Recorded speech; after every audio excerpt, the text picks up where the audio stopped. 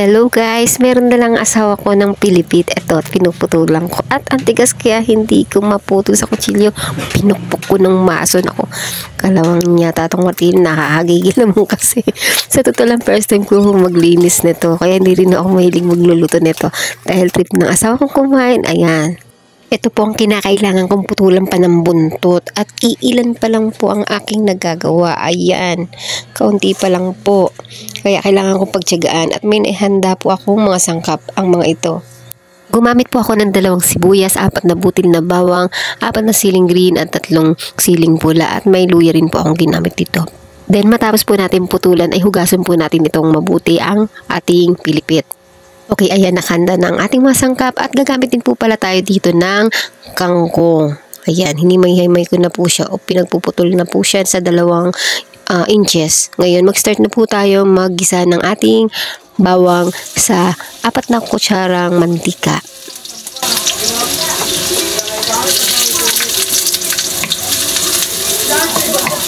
At tapos halu-haluin at medyo na golden brown ay isunod na po natin ng ating luya.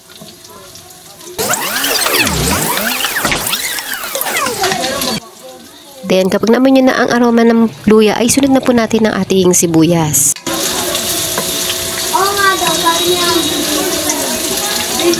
At syempre, haluin lang po natin mabuti.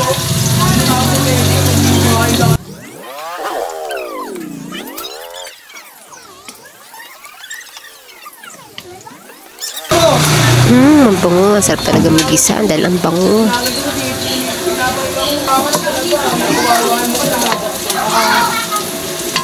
Okay, ngayon ay oras na para ilagay natin ang ating pilipit o suso. Ayan, then haluin mabuti.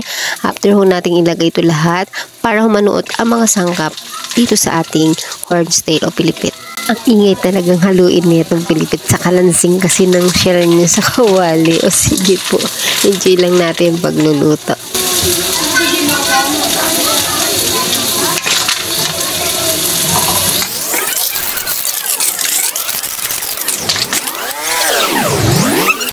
Ngayon po ay ilagay na po natin ang ating red chili o labuyo.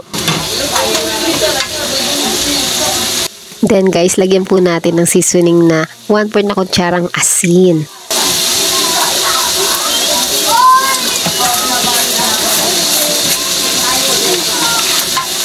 At ating budburan din ng pinong paminta.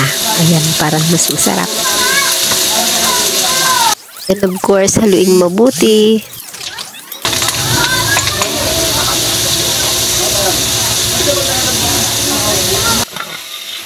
Ngayon ay oras na para takpan. Hintayin po natin siya around 10 minutes. Then, buksan na po natin.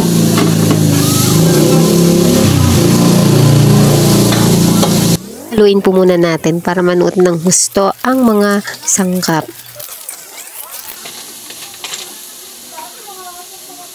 Ngayon ay ilagay na po natin ang ating natitirang mga sili. After that ay ibus. Ay haluin po natin muli.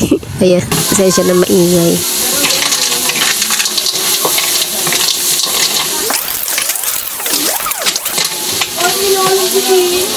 Ngayon ay maaari na po nating ilagay ang ating coconut cream o yung ating Coco Mama fresh gata.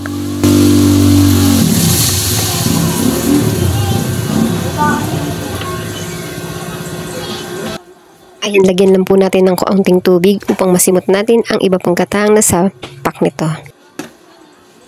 Matapos lagay lahat, ayan, haluin po muli.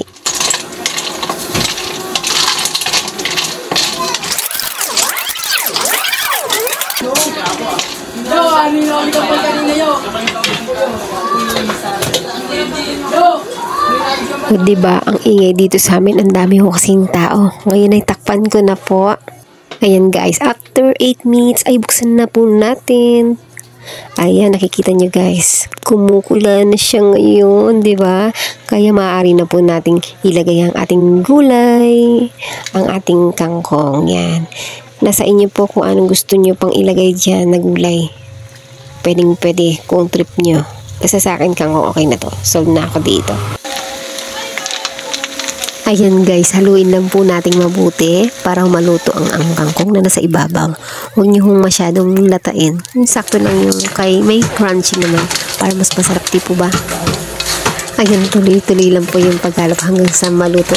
And guys, sa mahilig sa maanghang, maaari nyo pa naman po dagdagan kahit ilan ang gusto ninyo. Lalo ng mga Bicolano at Bicolana dyan na mahilig sa maanghang, ay nasa inyo po yan. At syempre po kung nagustuhan nyo ang video ito, ay paki-like and share po. At mag-subscribe na rin po kayo para ma-notify kayo sa mga bagong video i-upload ko. Thank you!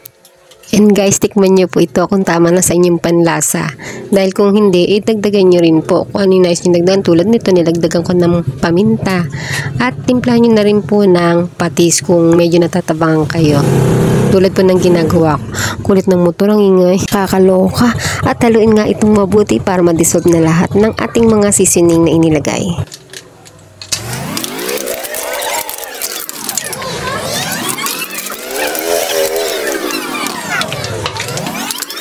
At hintayin po natin nito kumulo sandali. Ayan. Ito na po guys. Matapos ang ilang minuto, mga 3 minuto lang, pwede nang kumulo ito. Kaya sa tingin ko, pwede na po ito.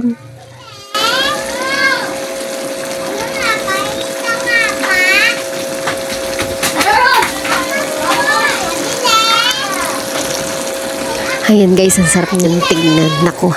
Ready to prepare na tayo. Hain nyo na ang inyong kanin. Ito na po ang ating ginataang pilipit o ginataang suso.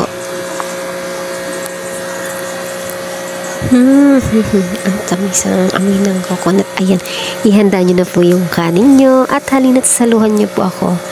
Tara, kain na po tayo.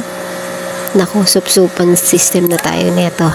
Yan, tikman ko lang po. Dahil sa hindi ako masyadong marunong magputol. Ayan, medyo kabahan. Tsaga-tsaga tayong magsungkit at magsip-sip.